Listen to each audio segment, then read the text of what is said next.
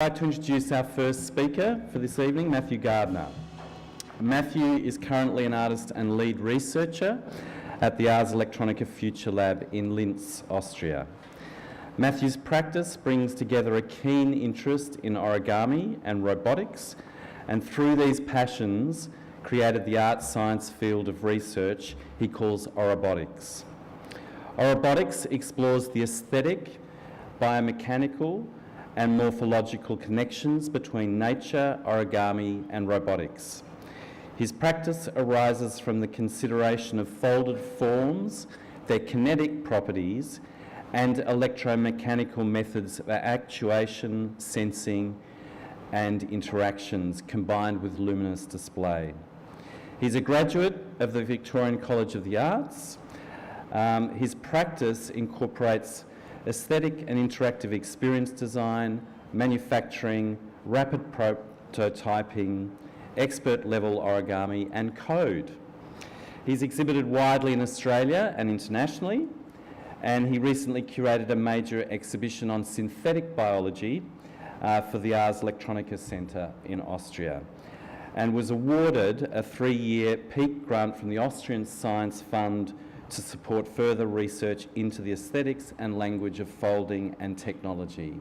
So without further ado, please make Matthew very welcome.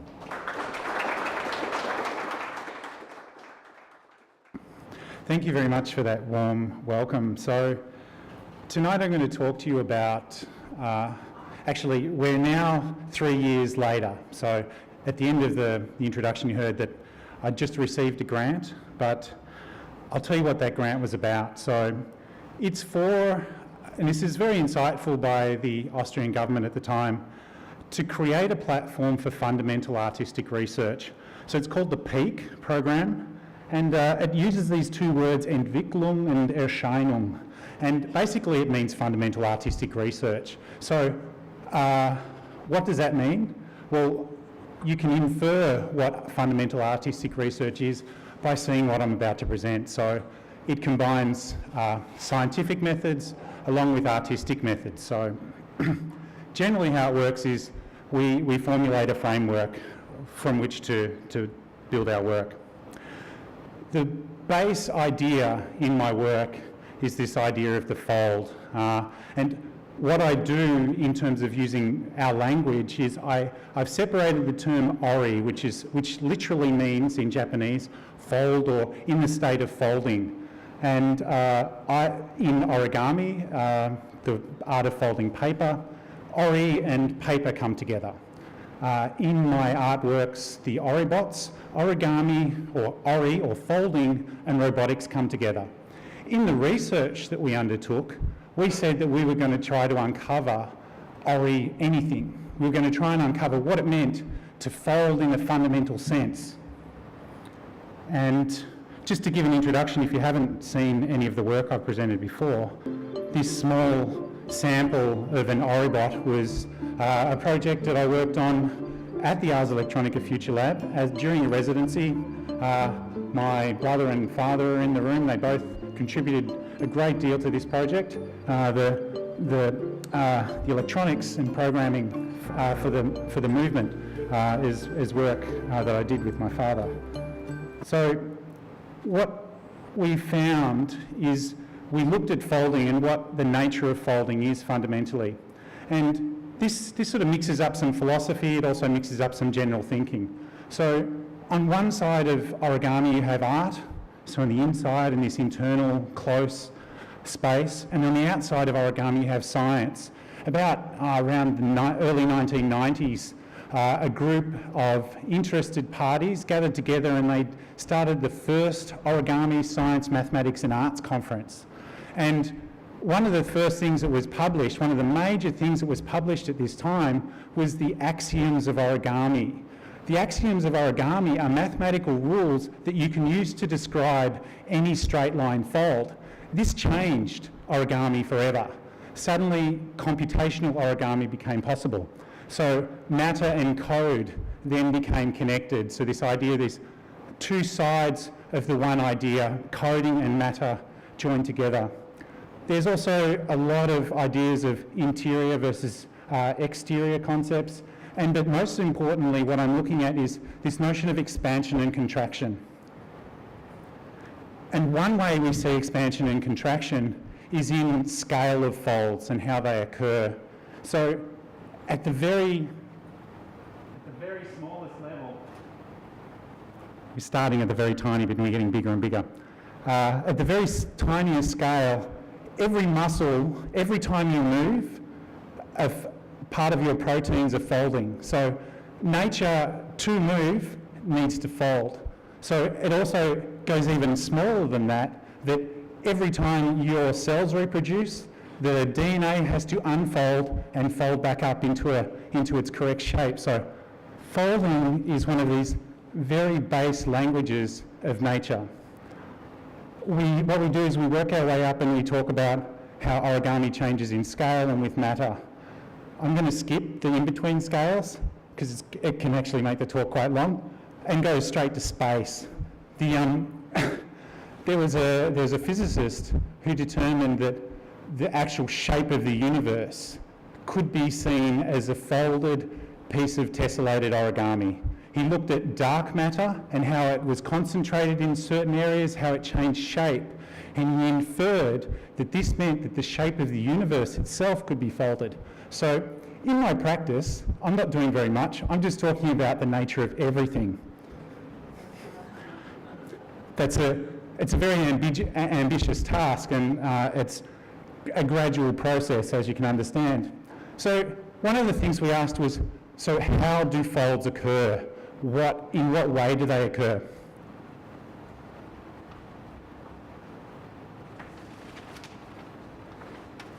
And the first way that they occur is by chance, and this is how they do it.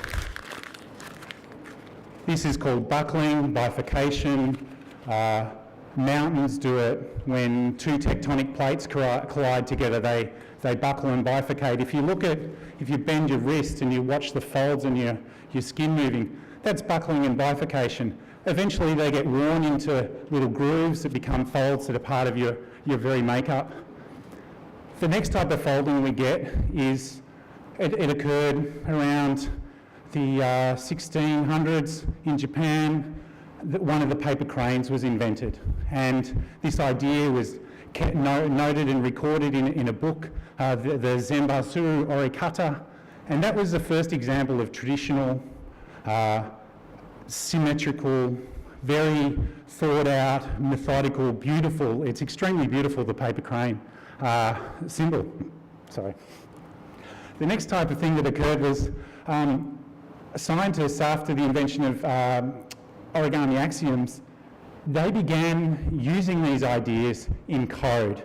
We're going to talk a little bit more about that. So to help you imagine what some of those things might look like, there's a crumpled sheet of paper, there's a folded symmetrical object, and here's a piece of origami that's been produced by code. And that's kind of what we're interested in, and what we became interested in our work. Fold programming was a concept which is we use code, or we code folds to change the way force changes the material shape. And it gives us this rule: folding is force plus matter. And the proof of that is in research which began in the 1950s. On the very left you see the Yoshimura pattern. That's why I grabbed this one. The Yoshimura pattern, which is this. He's a Japanese researcher, and he was studying what happened to aircraft wings when they got crushed. Aircraft wings have like a cylindrical section to them, and when they get crushed, they make this folded pattern. You can actually see this pattern in the arms of Leonardo da Vinci's painting, the Mona Lisa. So you see in the arms of Mona Lisa, you see some folds, and you'll find that they're mostly Yoshimura patterns spontaneously emerging in the textiles. Da Vinci was quite observant. The next pattern that comes along, I won't go through every single pattern, but the next pattern that comes along comes about by squashing, the guy discovered it by taking a stack of paper and squashing it like this, transversely. And what happened is this folded pattern came out. It's kind of like It's similar to this pattern. So this just came out of nowhere. It just occurred. The water bomb pattern, which is the basis for this one, comes from squashing a cone. And the other patterns, I could go on and on, but they're all occurring just by taking material and squashing it in some way. And that results in these spontaneously forming patterns. So what we do is we take the very essence of the folding pattern, what we call is the fold modules, and they're simplified, they're very abstracted and simplified. I mean, I could find some of them in here, but they won't be as simple or as usable in the crushed paper. And what we do is we turn them into gridded structures that we can then repurpose in our work. So this is a basic pleat, and this is a water bomb pattern, and then this is how we can start to tile them. So once we have this repeated pattern, we can then start to we could cover an infinite plane with these shapes. So with that in mind, we went, okay, so we can cover an infinite plane. What about just covering an arbitrary shape? So we looked at this idea that we called fold mapping, and it's where we take a shape, starting at the very left, and we make two layers, so we've got a folded plane to make stuff between. We get some grids, and we put our folding unit, our fold module, and we map it, and we get a structure. We get a shape, the folded pattern, but now instead of being flat across a flat plane, it's across a curved or arbitrary geometric surface. Now, what's great about this is because we're using these kinetic patterns, it potentially means that we could create curved kinetic origami in any shape that we like.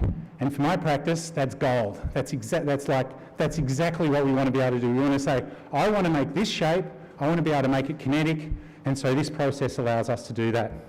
So we designed, at the Future Lab, we designed this parametric design process. We used Grasshopper, and we can control really minute aspects of this. And it kind of looks like that. That doesn't really tell you very much, but it's a Grasshopper patch, and there's wires connected one thing to the other, but it's a process. On one side, on the very left side, we tell it which folding pattern we want to use. We tell it how dense or how much resolution we want to have. So I could make, you'll see it in a minute, I could make whatever shape I want at whatever density of folded pattern, and I also tell it which shape I want it to work into. So it gives us the potential to try many folds with one shape. It's a very simplified version of what we're doing, but and it's so that we can test aesthetic and function, because at the core of oribotics is this idea of functional aesthetics. So it has to be, it's got a function that we can't cheat. Like, I can't make any shape and have it work for an oribot. It has to work geometrically. There's the function. And it has to fit the form that I imagine as an artist. That's the aesthetic. So it has to have both of these things working in synchronicity to work. And the process we developed, this is a hat. So I found this hat and I thought I quite like it, but I thought I can make a better one. And so I made this better hat. And so what we did is we scanned, our 3D scanned our geometry, and then in our software we made a surface, and then we started testing different folded patterns. So that's this one here, and that's the folded pattern that you get. That's it here. That's the folded pattern that you get. That's the exact structure. So when you unfold it flat, you get this, and then you can fold it back up again and get the result that you modelled. And that's quite an achievement from going from, normally the way you do it is you do it by trial and error. You go, I think if I do this, I'll get this result. You laser cut a piece of paper and you spend ages folding it, and then you go, not quite right, do it again. So you go back and you reiterate this process. So the idea is that we can actually even check by visual verification here, did we get it right? How close is it to the actual target that we wanted to get? We can also ask questions like, can we fold it? Like, is it possible to fold? And so shortly I'll tell you, we've developed an index. It's called the Garden of Foldability Index, and it allows us to measure the regularity and therefore complexity of an object. So one of the things that we did to make these patterns foldable is we started programming the material. So on the first level, we're programming the geometry. The next level is we went, let's program the material so it's easier to fold. So what I have here is this and this are equivalent. If I fold this in paper, it'll take me about half an hour, going fast and really under the pump, and I have to really know what I'm doing to be able to do that. With this, I can do it in about 2.5 minutes. So there's a huge, and there's a slide for that later, but we're sort of jumping ahead. What we found is that this works very well. We can fold stuff very fast. We also worked out that what we did initially is we just started using our 3D printers. We fused deposit modelling 3D print. It just prints PLA or ABS, and what we did is we started loading our printers. Instead of with a heated glass bed, we started putting textiles on them, and we started printing very finely calibrated prints on top of textiles that allowed us to make these. So what we have is we have super perfect flexible hinges, and we have rigid plates. So it gives us this ability to fold very, very quickly. We tested that for a while and then decided this is what we should do, is we should make a big printer. So we did. We built a big printer. So bought all the parts, started assembling it. We'd never built a printer this size before. We couldn't find a lot of documentation, but it's just the same as a small printer, it's just bigger, right? So we went ahead and we did all that, and it allowed us to start producing stuff, not just at small scale, but suddenly we could produce quite kind of functional size prototypes. So if I can get it to go together, this is another thing to wear.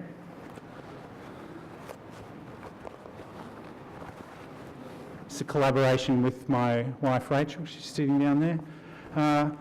There's a stole, it's generally worn by a woman, but if you're a confident man, you can pull it off. So be out there, yeah. And also this hat, which is not quite as big, but basically it meant that we could produce at-scale prototypes. And so we produced these sort of fashion-angled things because in 2016, Ars Electronica had a festival, was related to radical atoms, and part of the exhibition theme was there was a fashion area. So we were sort of between this sort of fabrication, artists as alchemists, and fashion. So we kind of started straddling that so that we had a context to the exhibition that preceded us, and we had context to the exhibition that followed us. So we were kind of we designed our position in the show to be this kind of perfect midpoint.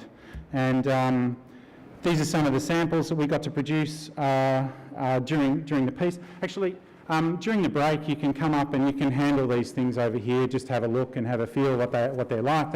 Feel free to do that.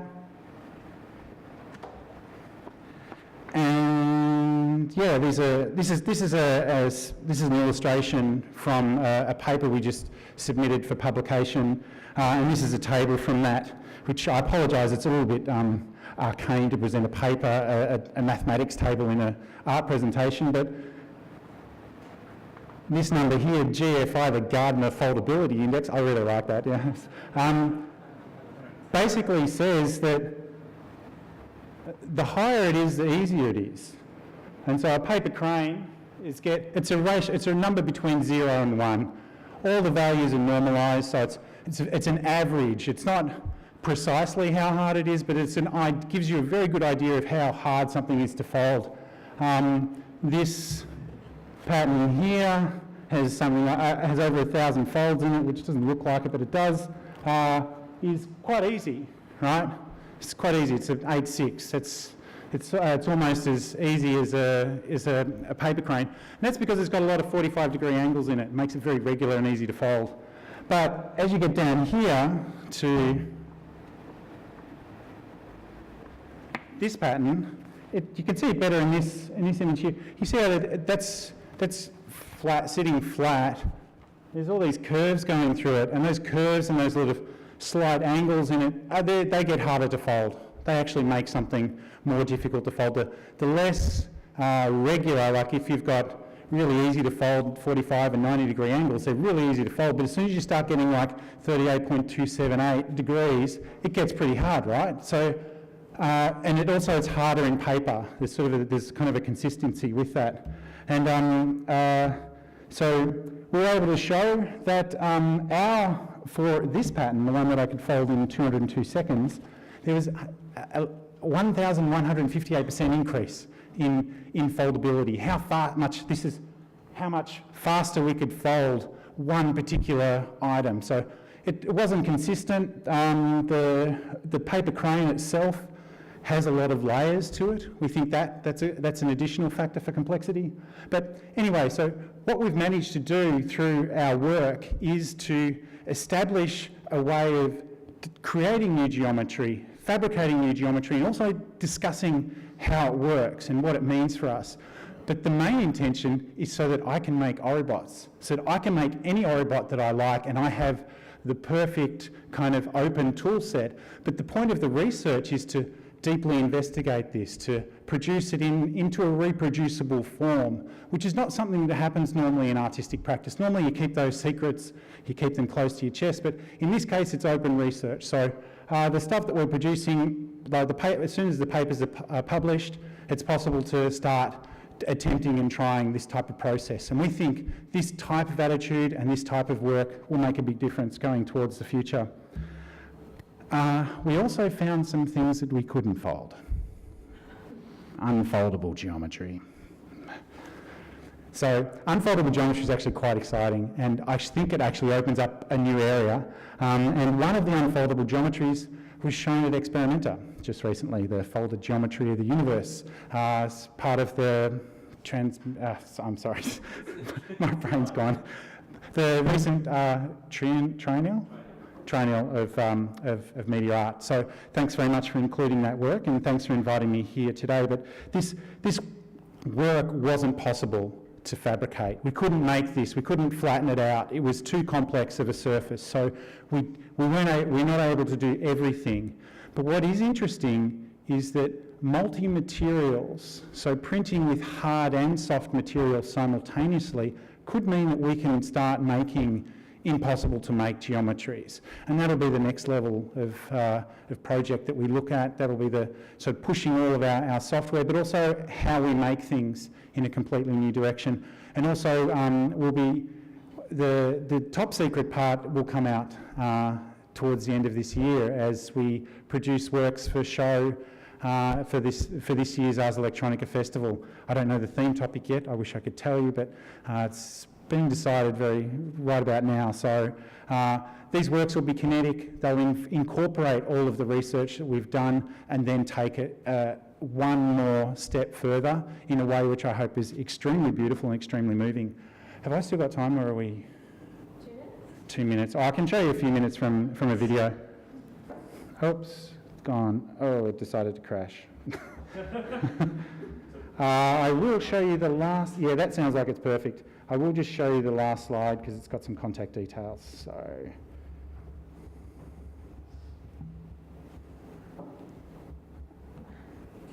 that's the video that just died. There we go. So thank you very much. And I don't know if we'll be using Facebook much longer, but I'm still using it at the moment. So yeah, feel free. I don't have any cards with me tonight, so if you are interested in following up on anything, talking about Ars Electronica or anything else, or about further information about the work, jot it down now while we swap over. And oh, we've got a break, don't we? I can leave it up, yeah. But I'm going to thank you first. Oh, great. No, thank you, Matthew. Yeah.